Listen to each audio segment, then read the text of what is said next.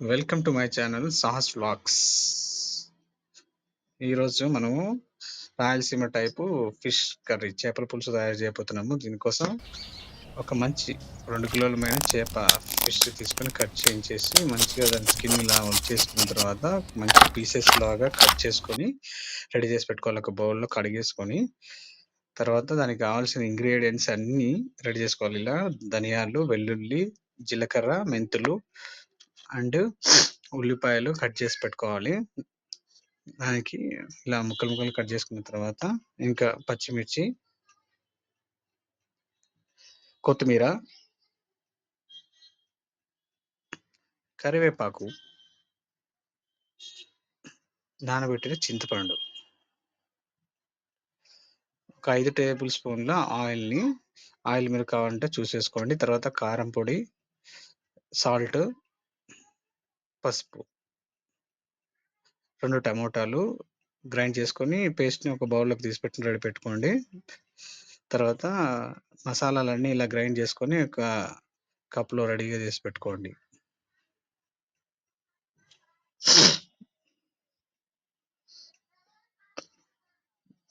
ఇలా టమాటా గ్రైండ్ చేసుకుని ఒక బౌల్లో పెట్టుకోండి. చింతపండుని ఇలా మెత్తగా పిసికి దాన్ని రసాన్ని పులుసుని ఒక బౌల్లోకి తీసుకొని పెట్టుకోండి. తర్వాత చెప్పినప్పుడు యాడ్ చేయండి. అందులో ఉన్న ఉప్పి అంతా తీసి బయటపడేయండి. ఇప్పుడు పెద్ద డేక్ష తీసుకొని అందులో ఆయిల్ పోసేసుకోండి. వెడల్పాటి పాత్రలు తీసుకొని ముక్కలు బాగా ఉడుకుతాయి. ఆయిల్ వేడెక్కిన తర్వాత ఉల్లిపాయలు ఇలా వేసుకొని వేగించుకోండి.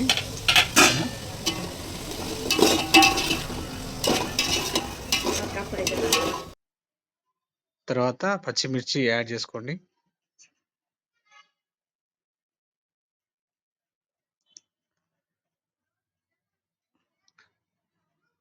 మెల్లగా అలా కలుపుతూ ఉల్లిపాయలు ఎరుపు రంగులో వచ్చినప్పుడు కొంచెం కరివేపాకు వేసి తర్వాత గ్రైండ్ చేసి పెట్టుకున్న టమాటో రసాన్ని అందులో యాడ్ చేసుకోండి.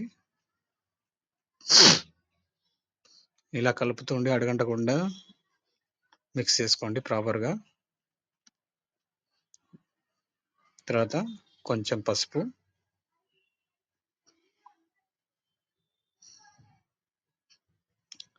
కారం పొడి తగినంత వేసుకోండి. నేనైతే 2 కిలోల చేపకి 5 టేబుల్ స్పూన్లు వేస్తున్నాను.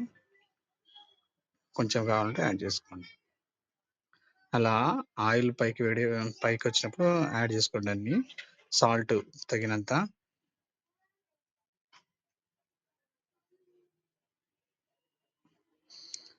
తర్వాత మొత్తాన్ని ఇలా మిక్స్ చేసేయండి ప్రాపర్గా.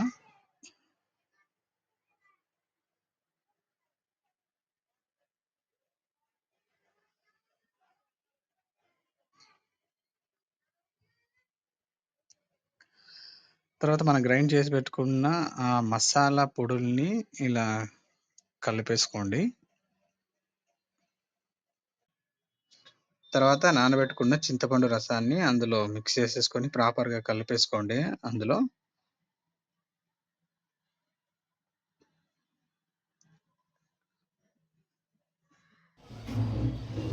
మసాలా గడ్డలు కట్టకుండా ప్రాపర్గా కలిపేసుకున్న తర్వాత చింతపండు ఎంతైతే తీసుకున్నామో అంత పైన వాటర్ కూడా యాడ్ చేసేసుకోండి. కావాలంటే పులుసు ఎక్కువ కావాలంటే కొంచెం ఇంకా ఎక్కువ వాటర్ యాడ్ చేసుకోవచ్చు, కానీ మరీ పలుచగా చేసుకోకండి. తర్వాత పులుసులో సాల్ట్, కారం సరిపోయలేదా టేస్ట్ చూసుకోండి. తర్వాత ఫిష్ కట్ చేసి పెట్టుకున్న ఫిష్ ముక్కలు అందులో పులుసు ఉడికేటప్పుడు యాడ్ చేసుకుని ఒక 20 మినిట్స్ అలా ఉడకనిచ్చేసిన తర్వాత గరిటెతో కలపకుండా షేక్ చేసేసి దించేసేయండి. మంచి fish curry Rayalaseema type ready అయిపోతుంది. దాని తర్వాత కొరియాండర్ లీవ్స్ అందులో యాడ్ చేసుకొని ఫైనల్గా దించేసుకోండి. మంచి ఫిష్ కర్రీ కదండి. ఈ ఫిష్ కర్రీని వేడి వేడి అన్నంలోకి యాడ్ చేసుకొని తింటే సూపర్గా ఉంటుంది. ఈ వీడియో మీకు నచ్చినట్టయితే లైక్ చేయండి, కామెంట్ చేయండి, షేర్ చేయండి అండ్ సబ్స్క్రైబ్ చేసుకోండి. Thanks for watching Sahas vlogs.